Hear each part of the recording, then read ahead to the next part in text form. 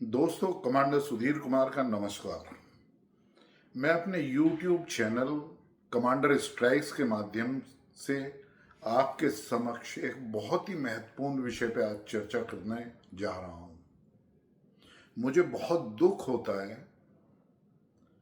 अंदर से बहुत वेदना का एहसास होता है कि भारतवर्ष की सबसे पुरानी पार्टी कांग्रेस, वो राष्ट्र के खिलाफ, भारत के खिलाफ या सनातन के खिलाफ क्यों अपने कार्य करती रहती है।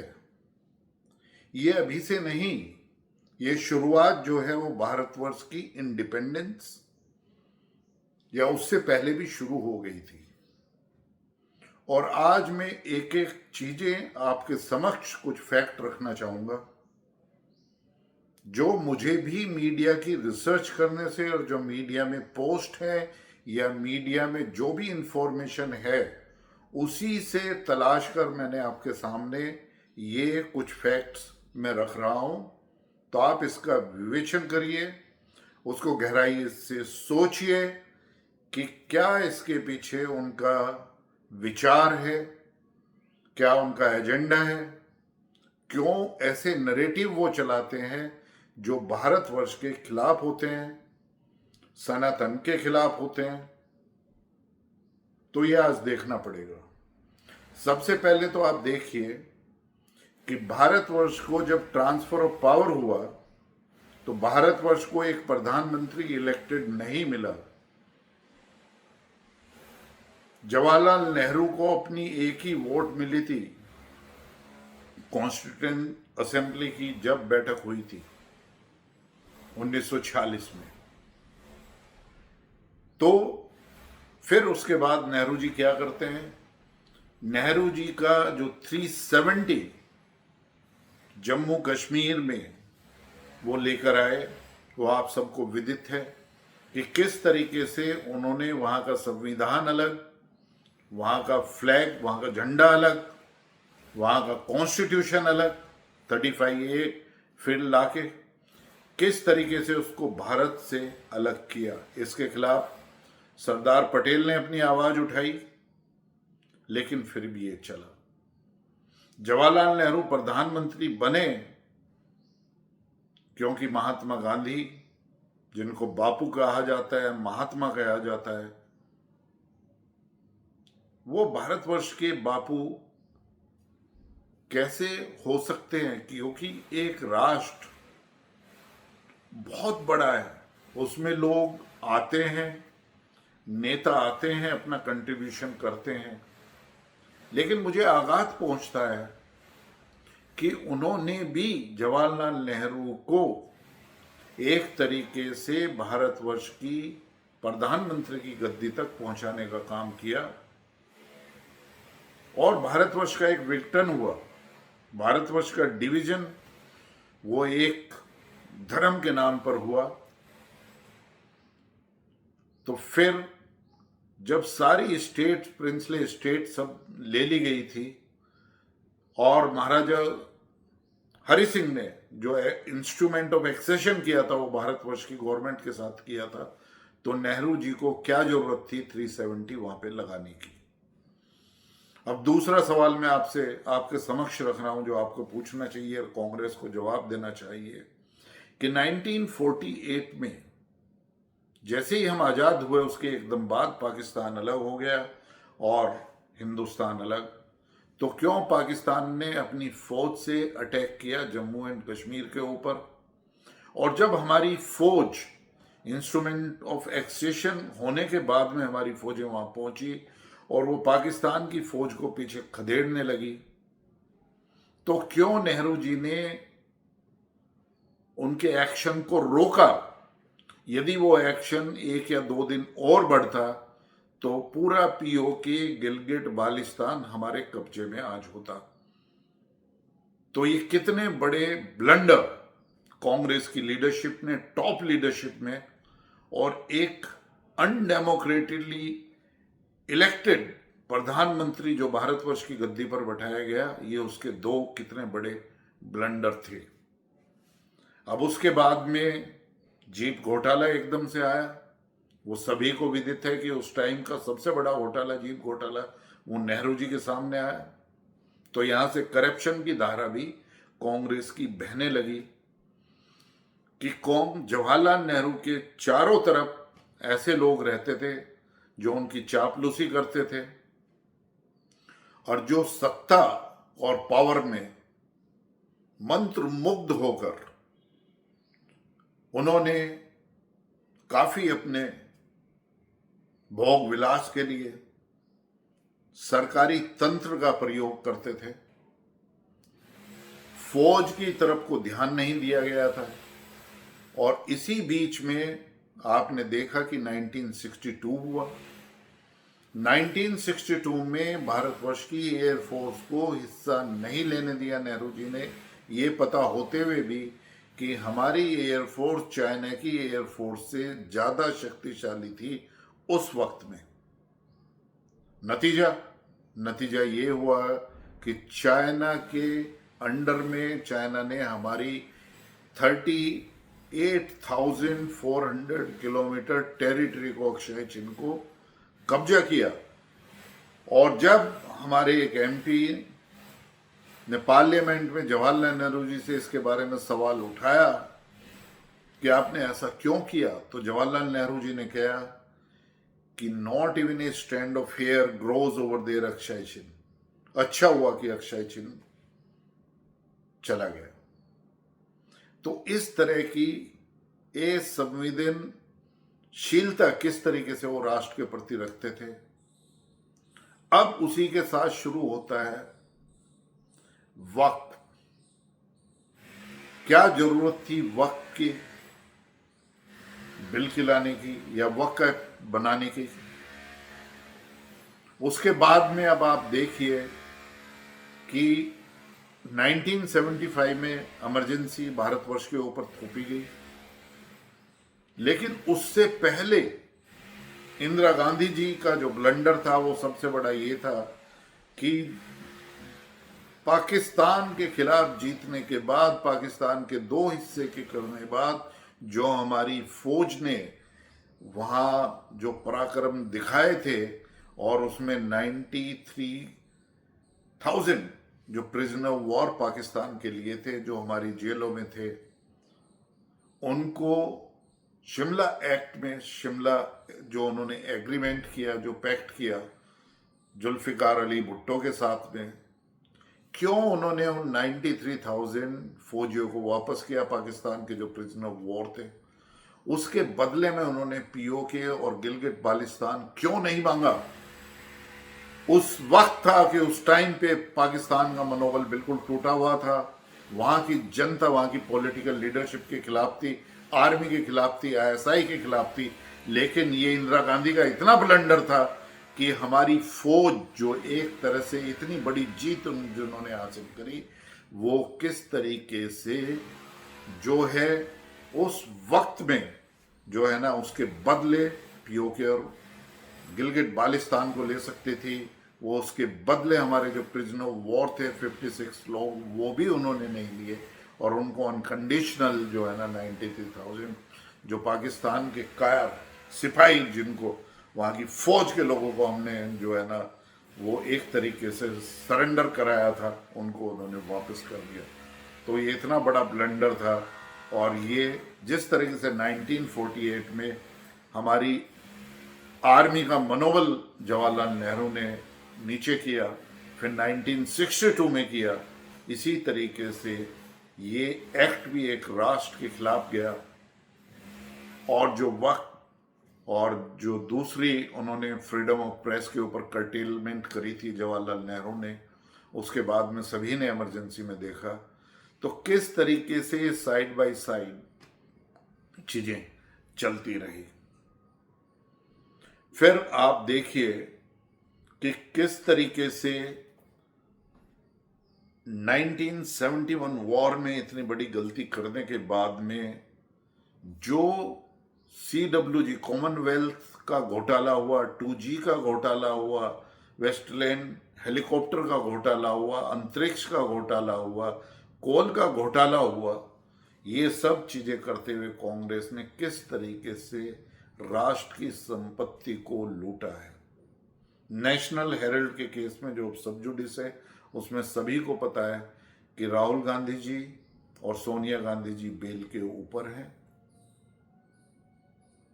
इसके साथ साथ सभी को पता है कि अब तो हमने वक्फ एक्ट में अमेंडमेंट हम लेके आ गए हैं पार्लियामेंट में, लेकिन इसके साथ साथ जो प्लेसेस ऑफ वर्शिप एक्ट है वो भी इस गवर्नमेंट को हटाना चाहिए। जो उन्होंने किया है, जो सनातन पे उन्होंने एक तरीके से कुठाराघात किया है। अब आप देखिए, इन सब चीजों के बावजूद भी जो यूपीए टाइम के घोटाले यूपीए 1 और यूपीए 2 के आए हैं, उसमें सबसे बड़ा घोटाला था फॉरफिटिंग ऑफ करेंसी। उसमें चिदम्बरम साहब और उनके अंडर में जो सेक्रेटरी है, प्रिंटिंग नोट को प्रिंटिंग कराने के लिए जो ऑर्डर देते थे, कहां से वो पेपर आया, ये सारे केसेस भी आज हैं और आज आप सबको विदित है। लेकिन इसके बाद भी जब यूपीए 1 और यूपीए 2 गवर्नमेंट पावर में नहीं है, तो अभी भी क्या कांग्रेस को एक भूख है? क्या कांग्रेस जब से नरेंद्र मोदी जी आए हैं वो उनकी सिर्फ उनके एक तरीके से उनसे नफरत ही नहीं करते हैं, बट वो हमारी फौज से इतनी ज्यादा नफरत करते हैं। कभी कोई हमारे सीडीएस को सड़क का कुत्ता बोलता है, उन पर जो है ना स्टोन पेल्टिंग होती थी यूपीए 1 यूपी के टाइम में। 26/11 इतना बड़ा जघन्य अपराध जिसमें 166 लोगों की मृत्यु हुई बॉम्बे के अंदर। उसके बाद में हमारे जो एयर चीफ मार्शल थे, उन्होंने एयर चीफ ने मेजर फाली, उन्होंने कहा था कि मुझे इजाजत दी जाए, हमारी फौजें हमारी एयरफोर्स कैपेबल है इसका बदला लेने के लिए। लेकिन मनमोहन सिंह जी ने यूएसए को ये बताते हुए कि हमने एक्ट इसलिए नहीं किया हम क्योंकि हमारे जो मुसलमान भाई हैं उनके लिए मैसेज जो है ना गलत जाता है। आप जरा सोचिए कि कांग्रेस पूरी तरह से किस तरीके से अपीजमेंट ऑफ पॉलिटिक्स में, जहां अपने राज धर्म को और पॉलिटिक्स में जब भारत की जनता ने उनको चुना, उन्होंने किस तरीके से विश्वासघात वो सनातन के साथ किया और हिंदुओं के साथ तो बहुत ही ज्यादा किया है। हमारी फौजों का मनोबल तोड़ा है। यूपीए 1 और यूपीए 2 में एक भी हथियार हमारी फौज के पास में नहीं आया, और जब एरोप्लेन को प्रिक्योरमेंट करना था तो मिस्टर एंटोनी उस फाइल पर 5 से 6 साल बैठे रहे और उनका कहना था कि हमारे पास में पैसे नहीं है। एक तरफ इतने बड़े बड़े करप्शन के केसेस यूपीए 1 और यूपीए 2 में उजागर हो रहे थे। अब आप देखिए कि किस तरीके से कांग्रेस के लोग आज इतनी बड़ी सेंसिटिव इंफॉर्मेशन है कि 26/11 का कांग्रेस ने कोई बदला पाकिस्तान से नहीं लिया, लेकिन जब भारतवर्ष ने सर्जिकल स्ट्राइक करी तो सर्जिकल स्ट्राइक के प्रूफ उन्होंने मांगे। किस तरीके से उन्होंने एक संदेह हमारी इंडियन आर्म फोर्सेस की, जो दुनिया की बेस्ट आर्म्ड फोर्सेज हैं, सेकंड टू नन, उनके ऊपर किस तरीके से उन्होंने जो है ना एक उंगली उठाई, किस तरीके से राफेल की डील में उन्होंने उंगली उठाई, और किस तरीके से सुप्रीम कोर्ट ने जो है ना ये सारी चीजें जो है ना उनके मुंह पर एक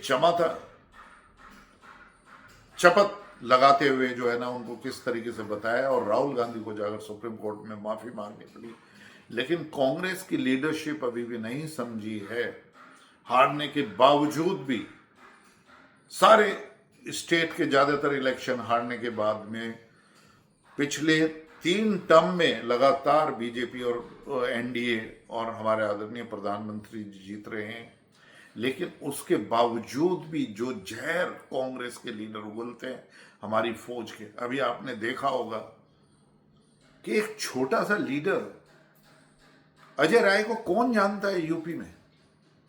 ये दूसरी बात है कि वो चमचा है राहुल गांधी और सोनिया गांधी का, तो उस चमचे को उन्होंने एक पोस्ट से संयोजित किया हुआ है कि उसको कांग्रेस का प्रेसिडेंट है। क्या उसकी औकात है कि वो हमारे एयरफोर्स के प्लेन का, राफेल का एक तरीके से टॉय मॉडल और उसमें राफेल लिख के और उसके साथ जो है ना वो मिर्च और नींबू जो है ना लटका कर वो इस तरीके से मखौल उड़ाए, मजाक उड़ाए? क्या उसकी इतनी हैसियत है? क्या हमारा खून नहीं खोलेगा जो हम वेटरन है इंडियन आर्म्ड फोर्सेस का? ऐसे आदमी के ऊपर क्यों नहीं मुकदमा चलता है एकदम से? क्यों राजनीतिज्ञों को छोड़ा जाता है? ऐसे वक्तव्य हमारे देश के खिलाफ और हमारे भारत के आर्म्ड फोर्सेस का मनोबल गिराने के लिए ऐसे किए जाते हैं। फिर उसके बाद में खरगे जी उन्होंने भी स्टेटमेंट दिया है। कांग्रेस के जो प्रेसिडेंट है जम्मू कश्मीर में उन्होंने दिया। कांग्रेस के चीफ मिनिस्टर सिद्धारमैया जो कर्नाटक के चीफ मिनिस्टर हैं, उन्होंने किस तरीके से पाकिस्तान के फेवर में स्टेटमेंट दिया। इसी तरीके से चन्नी जो कांग्रेस के चीफ मिनिस्टर हैं पंजाब में, उन्होंने भी हमारे जो है ना एक पाकिस्तान की लाइन टो करी। क्यों? वो इसलिए है कि सोनिया गांधी एंड राहुल गांधी वो अपीजमेंट की पॉलिटिक्स में पूर्णतः से लिप्त हैं। उनको भारतवर्ष से कोई प्यार नहीं है, भारतवर्ष के गरीबों से उनका कोई कंसर्न नहीं है। ये पूरी एनालिसिस मैंने आपके सामने रखी है कि इंदिरा गांधी ने गरीबी दूर करो का आह्वान किया, जवाहरलाल नेहरू ने भी इसका आह्वान किया, लेकिन गरीबी नहीं, हमारी एक तरीके से स्थिति जो है ना बदतर होती गई, गरीब जो है ना और गरीब होते गए। उसके बाद में राजीव गांधी जी ने तो ये माना है कि यदि सेंट्रल गवर्नमेंट 1 रुपया देती है तो उसमें से सिर्फ 15 पैसे ही वो जाकर गवर्नमेंट की स्कीम में नीचे तक जिन लोगों के लिए वो सहायता दी जाती है या सोशल वेलफेयर स्कीम शुरू की जाती है वो पहुंचता है। क्यों? क्योंकि करप्शन था। इन्होंने किसी भी चीज को नहीं छोड़ा। जितना भी प्रोक्योरमेंट आर्मी में होता था कांग्रेस के टाइम में, इवन यूपीए 1 यूपीए 2 में, हर एक में जो है ना एजेंट बैठे रहते थे जो डील कराते थे। वो सबको पता है कि बोफर्स टॉप में किस तरीके से राजीव जी इन्वॉल्व थे। तो ये सारी चीजों को ध्यान में रखते हुए ना तो कांग्रेस अपना राजधर्म, ना कांग्रेस कोई राष्ट्र के साथ में, और सबसे बड़ी किसी देश के लिए 3 चीजें होती हैं। एक तो राष्ट्रधर्म कि राष्ट्र के लिए हम क्या कर सकते हैं। राष्ट्र का विचार वो सिर्फ ज्योग्राफिकल बाउंड्रीज से नहीं होता है। राष्ट्र एक सोच है।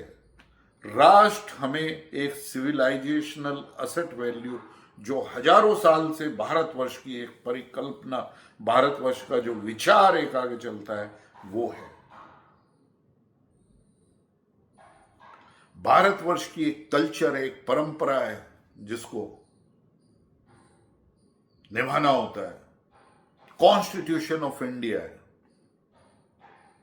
इन सब चीजों को आगे बढ़ाने के लिए कांग्रेस ने इसके विपक्ष में कार्य किया गया है। जिस तरह से अपीजमेंट की पॉलिटिक्स कांग्रेस ने की है और अभी भी कर रही है, कितना सेंसिटिव समय है कि जब भारतवर्ष के 26 लोगों ने, 25 भारतवर्ष के और एक नेपाल के हमारे भाई ने अपनी जानें पहलगांव में खोई, और किस तरीके से पाकिस्तान के रेगुलर आदमी के लोगों ने ROIs के साथ लेकर और LET के साथ जो है ना टेररिस्ट को लेकर किस तरीके से जघन्य अपराध किया।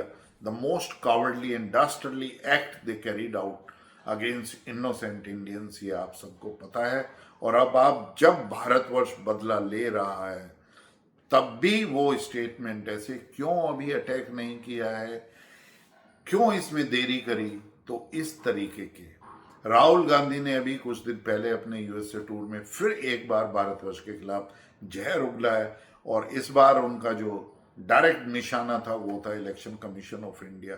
वो किस तरीके से अपने हर एक जो फॉरेन टूर में जाते हैं उसमें कोई भी यूनिवर्सिटी हो, यूएसए की, यूके की, वो सभी जाकर इस हद तक वो भारतवर्ष के खिलाफ बोलते हैं कि एक बार तो उन्होंने कहा है कि भारतवर्ष में डेमोक्रेसी नहीं है और डेमोक्रेसी को रिट्रेन और वापस लाने के लिए हमारी मदद करिए। क्या ये लीडर ऑफ अपोजिशन है?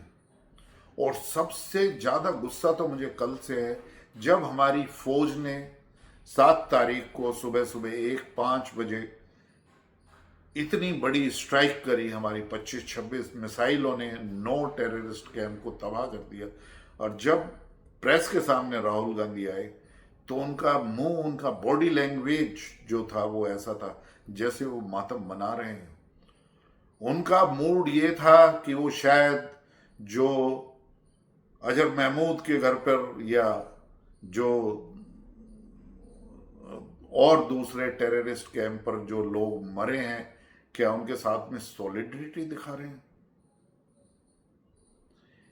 उस आदमी को खुश होकर बोलना चाहिए था कि I am very happy and today Indian arm forces has done a very great job, they did the best, they are the best. That must have been his disposition. But I think he wished to become the Prime Minister of India at any cost. Bharat की फौजों के खिलाफ उनका मनोबल कम करने के लिए जब शीर्ष नेतृत्व भी कांग्रेस का, चाहे वो सोनिया गांधी और राहुल गांधी हो, जब ऐसी हरकतें करेंगे तो कांग्रेस की और लीडरशिप भी, सेंटर के लीडर और स्टेट के, वो भी करेंगे। तो दोस्तों, कुछ मैंने फैक्ट आपके विचार के लिए रखे हैं। जरा आप सोचिए, गहराई से सोचिए कि किस तरीके से कांग्रेस ने भारतवर्ष के ऊपर इतने सालों तक राज किया है, एक फैमिली का राज रहा है, किस तरीके से उन्होंने डायनेस्ट पॉलिटिक्स को आगे बढ़ाया है। क्या आज भी आप कह सकते हैं कि कांग्रेस का जो लीडरशिप है वो किसी और के हाथ में जा सकती है? नहीं। क्या वो अपीजमेंट की पॉलिटिक्स को खत्म कर सकते हैं? नहीं। क्या उनके जो कुछ चंद चुने हुए एडवोकेट हैं, वो चाहे अभिषेक मनु संघवी हो या कपिल सिब्बल हो, किस तरीके से जुडिशरी का प्रयोग करते हैं अपने फेवर में डिसीजन लेने के लिए, ये अब साहब के समक्ष आ गया है। तो कांग्रेस एक तरीके से आज भी, मेरा मानना है कि राष्ट्र के खिलाफ सिर्फ उनका मकसद है कि किस तरीके से फिर वो एक बार सत्ता पर अपना कब्जा कर सके, चाहे वो सोसाइटी को डिवाइड करने में हो, चाहे हमारी फौजों का मनोबल पाकिस्तान के खिलाफ करने का हो, या कम्युनिस्ट पार्टी ऑफ चाइना के साथ में कोई सीक्रेट पैक्ट जो उन्होंने 2008 में किया था, उसको करके कुछ इस तरह की चीजें करी जाएं कि जिससे भारतवर्ष का मनोबल कम रहे। तो ये सारी चीजें आज भी हो रही हैं और मेरा मानना है कि now Rahul Gandhi, he is at such A important, responsible position, leader of opposition. He must be happy that what our armed forces have done. That is his duty. And if he is not doing, I am sure that he has exposed himself. This family is exposed to the hilt. Congress is exposed to the hilt. It's not a nationalist agenda. It's not a nationalist party anymore. We as Sanatani, we as Indians, we as Hindus, we as veterans of Indian armed forces, we have to be careful about a narrative which is being run always by Congress, by collecting all the news from the media and the statements made by them. It is definitely, they seems to me anti-national, वो राष्ट्र के खिलाफ मुझे एक अनुभूति कराती है। तो दोस्तों, मैं आपके समक्ष ये चर्चा लेके आया हूँ। आप मेरे विचारों से सहमत भी हो सकते हैं और अपनी असहमति भी कर सकते हैं। आपके कमेंट्स का और आपके सुझावों का मुझे इंतजार रहेगा। लेकिन यदि आपको ये वीडियो पसंद आया है तो आप लाइक करिए और मेरे चैनल को कमांडर स्ट्राइक्स को सब्सक्राइब करिए। मैं कोई भी आपसे इसके लिए सब्सक्रिप्शन या पैसा या चंदा कोई चीज नहीं लेता हूं, ना मैं अपने चैनल के ऊपर कोई फिल यूज करता हूं आपको अट्रैक्ट करने के लिए, लेकिन मैं इन डेप्थ एनालिसिस करके किसी विषय के ऊपर आपके समक्ष रखता हूं। फिर से एक बार मिलेंगे। जय हिंद।